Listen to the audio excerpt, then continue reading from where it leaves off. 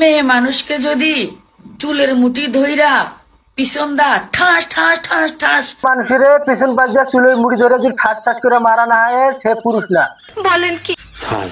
তোর আব্বাই আমার ঠাস ঠাস করে মার চাল, এই জন্য তোর মতন যার সন্তান বাড়িয়েছি। সঠিক বলেছেন, তার বুদ্ধি ভালো। তোর মতন পতিতা বাড়িয়েছি, তোর মতন বেশ্যামাগি বাড়িয়েছি। সত্যি বলতে রে, তোর যদি আমি হাতের কাছে পাইতাম লাল করে দেবো, নোংরামি বার করে দেবো। তোর ভোদা তোর মুখ দিয়ে বাইর করতাম।